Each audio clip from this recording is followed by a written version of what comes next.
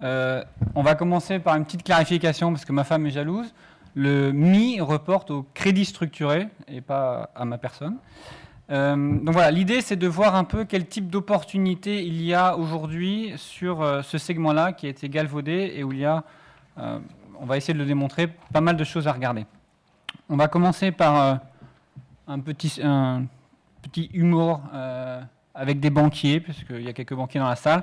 Je ne sais pas si vous arrivez à lire correctement. En français, en gros, il y a deux banquiers qui discutent dans une tour de Canary Wharf. Ils disent que l'appât du gain et le court-termiste chez eux sont les principales causes de la crise financière.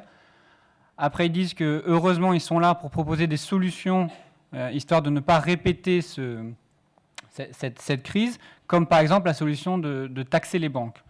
Et donc ils disent que cette taxe sur les banques va permettre de créer un grand fonds qui sera là pour sauver les prochaines banques en difficulté. Donc là, ils réfléchissent un petit peu, c'est l'avant-dernière bulle. Et puis tout d'un coup, ils ont les super idées. Ce fonds-là, il va falloir l'investir. Et on va l'investir dans quoi? Dans les Highly Exotic Leverage Derivative Products. Et la conclusion, c'est good thinking. Voilà. On va essayer de faire un petit état des lieux du crédit structuré, de voir si effectivement aujourd'hui on peut assister à un début de retour des dérivés avec levier, et si oui, sous quelle forme et quel serait le meilleur point d'entrée. Alors je vais commencer par un point de taux vraiment très très modeste. Il y a des spécialistes de taux ici dans la salle que je nommerai pas. En gros, les taux court terme sont historiquement bas et long terme se sont resserrés. Il y a le taux 5 ans de taux swap 5 ans Euribor qui est à gauche et le taux 10 ans qui est à droite. Donc les deux, au cours de l'année 2009 et début 2010, se sont resserrés, perdant à peu près 40 à 50 BP. Le taux swap, c'est la première brique de Lego pour les produits fixed income. La deuxième brique, c'est le rendement crédit, la prime de risque sur le crédit. Et ben, c'est à peu près les mêmes slides. J'ai changé le titre. À gauche, c'est l'indice iTraxx, donc c'est la prime sur les corporate investment grade. Et à droite, c'est la prime sur le crossover, les corporate high yield. Alors, les chiffres, en gros, on est passé d'un rendement de 160 BP sur l'investment grade à 75 et un rendement de 1000-1100 BP sur le high yield à 430. C'est phénoménal. 2009 a été une année extraordinaire sur le crédit pur, sans effet de levier. Mais on s'aperçoit que quand on additionne ce resserrement-là sur la prime de risque crédit et le resserrement qu'on a eu sur les taux, en fait, les deux briques de Lego se mettent petit à petit en place pour dire le rendement, il va falloir le construire. Il va peut-être falloir regarder un peu ce qui est possible en termes d'effet de levier, en termes de structuré, pour continuer à apporter du rendement malgré ces resserrements. Alors les resserrements, on n'ira jamais jusqu'aux 20 BP qu'on avait vu, 28 BP je crois sur le Trax en 2007, parce qu'il n'y a plus ce mouvement massif d'émission de CSO primaire, ce qu'on appelait le bid structuré, qui poussait les spreads à des taux, à des niveaux artificiellement bas. Néanmoins, pour fabriquer du rendement, que ce soit sur les assurances-vie, etc., 2,40 de taux plus 70 BP d'investment grade, on est à 3,10. Moi, mon assurance-vie, elle paye 4. Je ne sais pas comment. Certainement avec le taux de participation au bénéfice, mais en tout cas pas avec un effet de marché. Donc voilà, tout s'est resserré. Néanmoins, il y a là je vais faire un petit aparté d'une slide, il y a comme les villages gaulois, il y en a un ensemble qui résiste encore et toujours au resserrement, c'est les souverains. Les souverains, Thibault en a un petit peu parlé tout à l'heure, donc ça tombe bien. Belle introduction pour moi sur les CDS souverains. Là, c'est le CDS de la Grèce. Alors à gauche, c'est depuis 2009, et à droite, c'est depuis 2007. On va voir pourquoi j'ai parlé de 2007. En tout cas, 2009, on a vu récemment un fort écartement. Je ne reviens pas sur l'environnement aujourd'hui autour de la Grèce. Je voudrais juste mettre en relation un petit peu ce qui s'est passé avec les politiques et le lynchage médiatique sur le format CDS. Les CDS souverains, ils se sont écartés, mais je ne suis pas sûr que ce soit uniquement les fonds spéculatifs qui aient poussé cet écartement. Juste pour prendre un exemple, Paulson, le fonds Paulson qui a gagné des milliards sur le subprime, il n'a pas shorté le subprime en 2007, il a shorté en 2005. Mon graphe de droite, il montre que la prime sur la Grèce en 2007, c'était 20 BP. C'est même descendu à 15. C'est-à-dire qu'à un moment, le marché en 2007 accordait 0 prime de risque à la Grèce. Et ça, des eurosceptiques, il y en a depuis la création de l'euro. Donc je pense que les gros mouvements d'achat massif de protection sur la Grèce, ils se sont faits plutôt au niveau de 10-15 BP. Et donc quand le CDS est monté à 400, voire un peu plus, à la limite, les fonds souverains, les fonds spéculatifs sont des fonds qui sont venus unwinder leur position. Donc ils étaient plutôt dans l'autre sens. Donc certains ont forcément joué là-dessus. L'écartement n'est probablement pas uniquement dû à ces gens-là. Traditionnellement, ceux qui achètent la protection et donc qui poussent à l'écartement, c'est ce qu'on appelle les CRM, c'est les Counterparty Risk Management, c'est les gens dans les banques qui sont censés hedger les risques de contrepartie. Et notamment quand un État souverain va faire un swap pour passer sa dette de taux fixe à taux flottant, il y a le risque souverain en face. Le rôle de ces desks, c'est de hedger ce risque souverain. Et en fait, plus le risque monte, plus le besoin de hedge est important. Donc il y a un effet boule de neige aussi qui accentue les écartements. Et puis enfin, je vais juste parler aussi de la base positive. C'est un petit point technique, mais en gros, on a accusé les CDS de s'écarter, d'entraîner le marché des govies derrière à l'écartement aussi. C'est assez difficile d'arbitrer une base positive, donc un CDS qui traite au-dessus des bonds. Pour arbitrer ça, il faut que je vende de la protection sur le CDS. Ça, c'est relativement facile. J'aurai peut-être quelques contraintes en termes de notionnel, mais je peux le faire facilement. Par contre, après, il faut que je shorte le bond. Shorter un bond gouvernemental grec, ce n'est pas forcément la chose la plus simple à faire. Et donc, voilà, je remets un petit peu en parallèle. Le CDS souverain s'est écarté, c'est des raisons fondamentales. Il réagit. Le CDS est un outil qui permet de réagir par anticipation, mais ce n'est pas un outil qui est particulièrement manipulé, en tout cas sur les marchés. Dernier chiffre, le montant de notionnel net sur la Grèce, c'est 2,25%. Le montant du notionnel de la dette totale de la Grèce.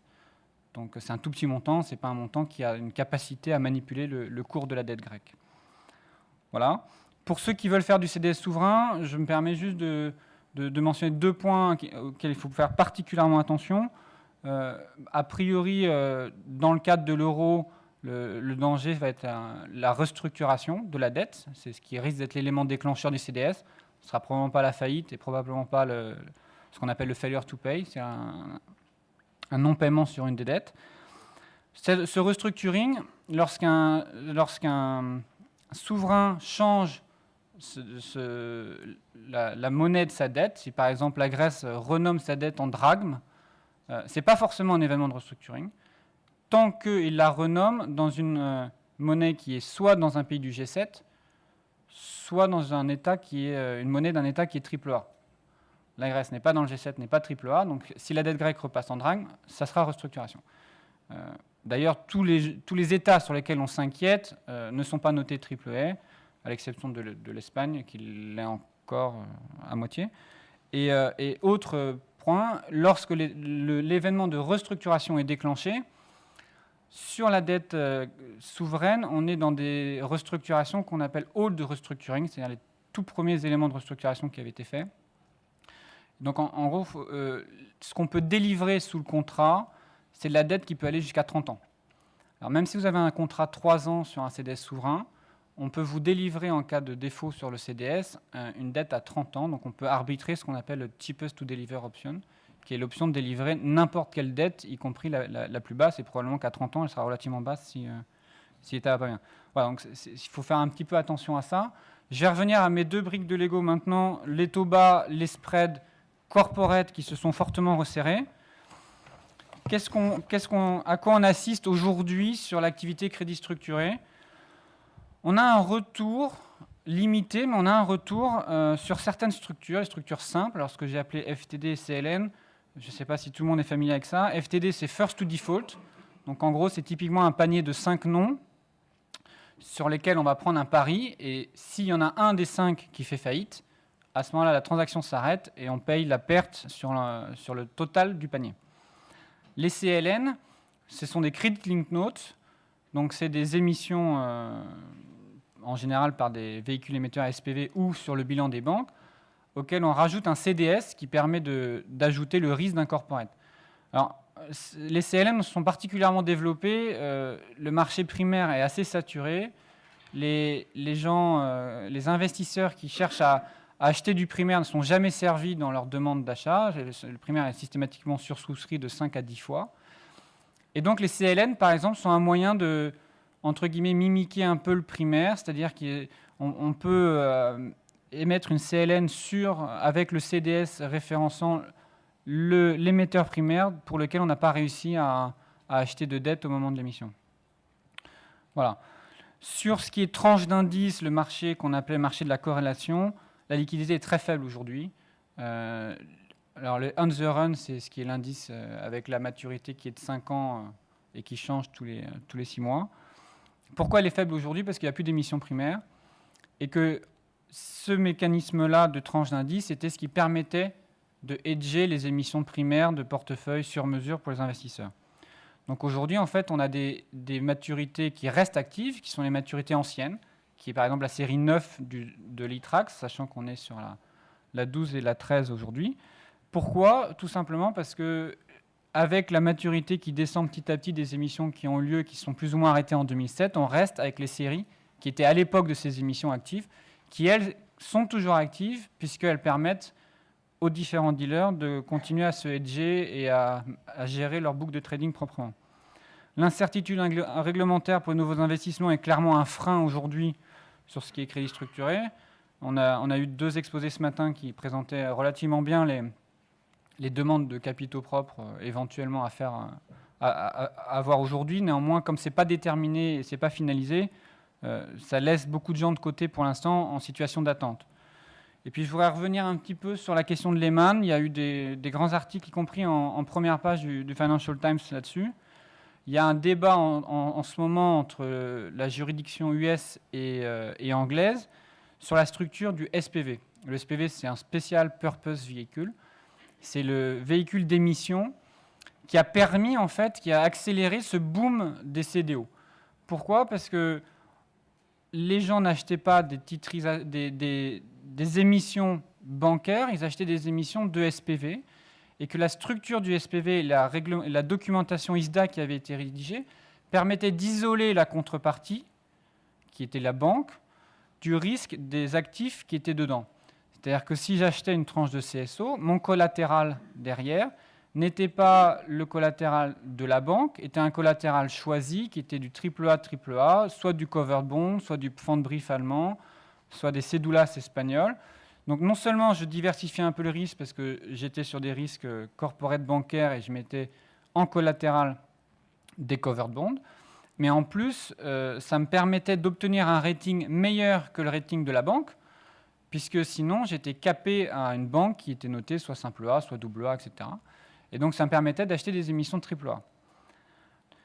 La conséquence de ça, c'était qu'en cas de faillite, le note holder, c'est-à-dire l'investisseur qui avait acheté la note émise par le SPV, était prioritaire dans les remboursements sur la contrepartie bancaire et que le mark-to-market qui était face à la banque n'avait pas à être payé lorsqu'il était négatif.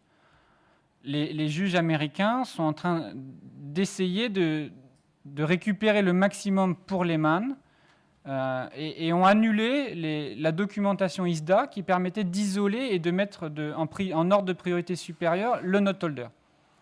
Donc ça, évidemment, c'est un point majeur de la titrisation aujourd'hui qui sera un frein ou pas à la relance de la titrisation. Et donc voilà. Non, mais je pense que on n'y est pas encore, on n'a pas de décision là-dessus, mais évidemment, aujourd'hui, ça bloque un peu les investisseurs sur des structures plus complexes. Et très probablement, le SPV n'aura plus lieu d'être. Ce qui est à la fois bien parce qu'il n'y aura plus de ce qu'on appelle off-balance sheet, des véhicules hors bilan, qui ne sont pas visibles, sur lesquels on a peu de... mais en même temps, qui était un accélérateur puissant de la titrisation. Là, je vais parler un tout petit peu technique, mais alors vraiment très rapidement et très simplement, sur la structure de capital indiciel. C'est-à-dire, en gros, quand je prends les portefeuilles ITRAX et CDX, donc ITRAX à gauche et CDX à droite, où est-ce que le marché aujourd'hui met le prix dans les différentes tranches? C'est-à-dire, si je regarde le portefeuille de 0 à 100, est-ce que le marché me dit que les pertes sont réparties partout, ou est-ce que le marché me dit qu'apparemment les pertes sont plus réparties à un endroit qu'à un autre?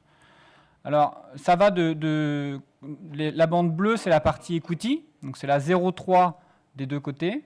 La partie orange, c'est le début des mezzanines, c'est la 3,6 et la 3,7, c'est le CDX, parce que les Américains ne font pas tout à fait pareil qu'en Europe. Et la vert, bleu, etc. Et la partie rouge, c'est la partie senior, c'est-à-dire la 2200 ou la 30 à 100 pour le CDX. Ce qu'on s'aperçoit, c'est que la partie, en gros, la partie rouge plus noire, on va dire, baisse depuis le début 2009, et la partie bleue augmente. C'est-à-dire que le pourcentage de pertes qui est prévu par le marché dans l'equity réaugmente. Ça, c'est le synonyme d'un rebalancement entre le risque systémique, qui est un risque où tout fait défaut, les actifs sont extrêmement corrélés, et le risque idiosyncratique, qui est un risque juste où un ou deux actifs vont faire défaut, à nous de les éviter correctement, et en même temps, ça témoigne un retour de la confiance du marché.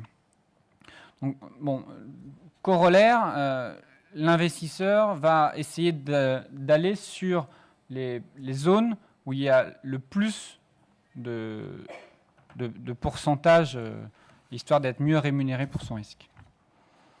Voilà, donc ça ne nous dit pas que faire, c'est un état de marché. Qu'est-ce qu'il faut faire ?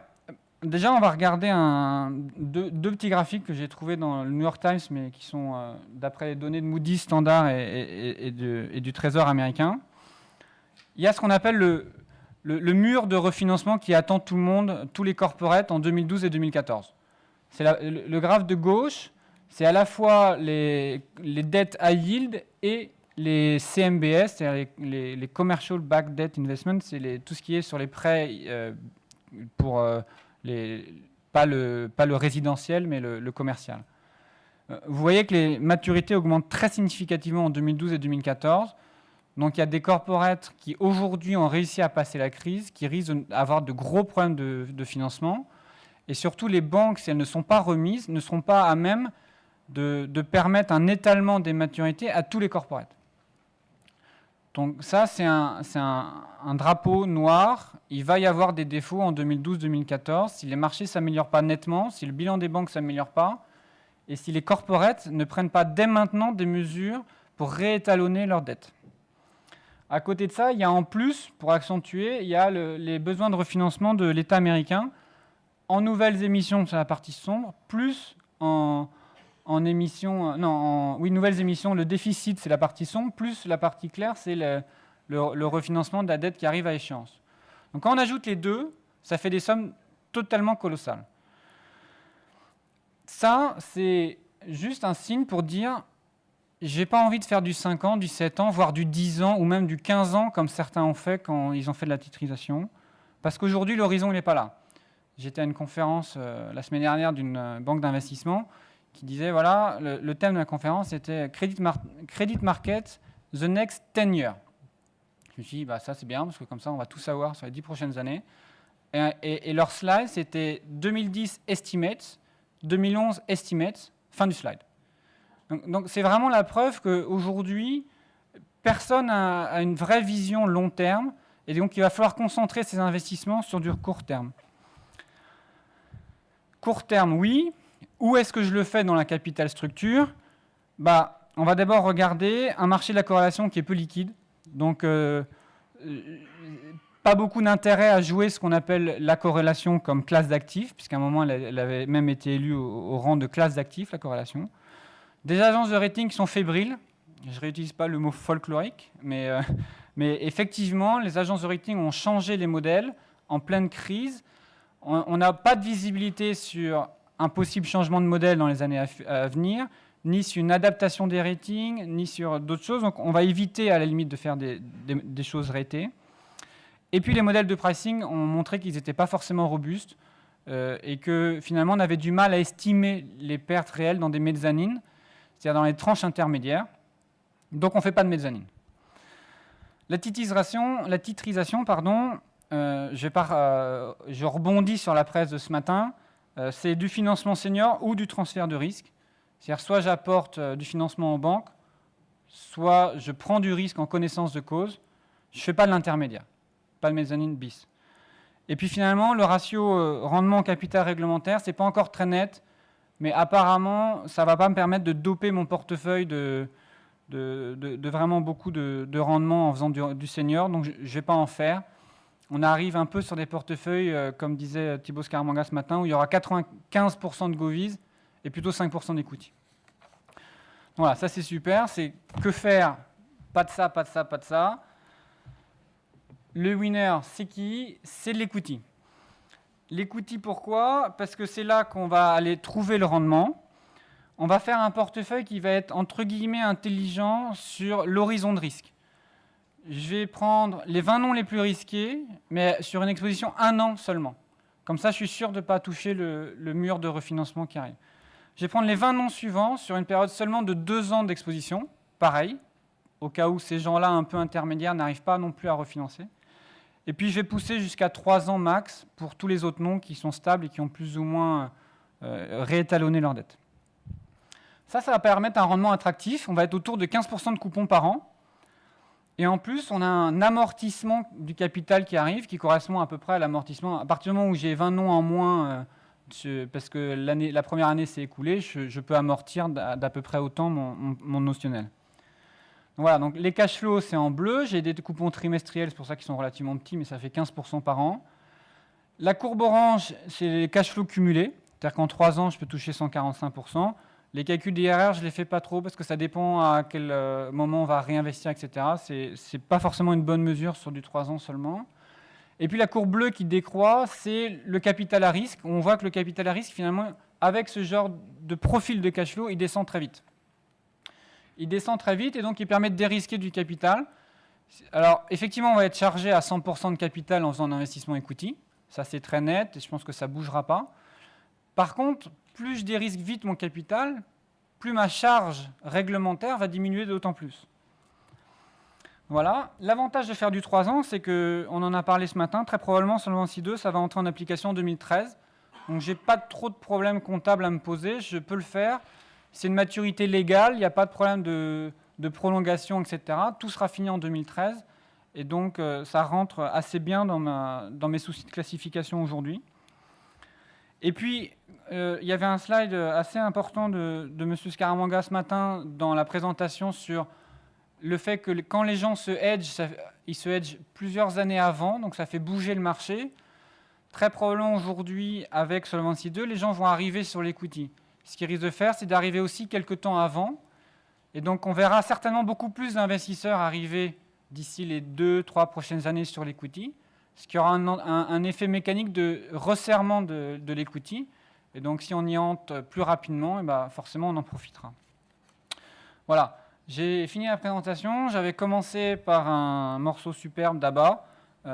On termine par The Winner Is, et donc je vous laisse avec un deuxième morceau d'ABBA, qui est la conclusion. Merci beaucoup.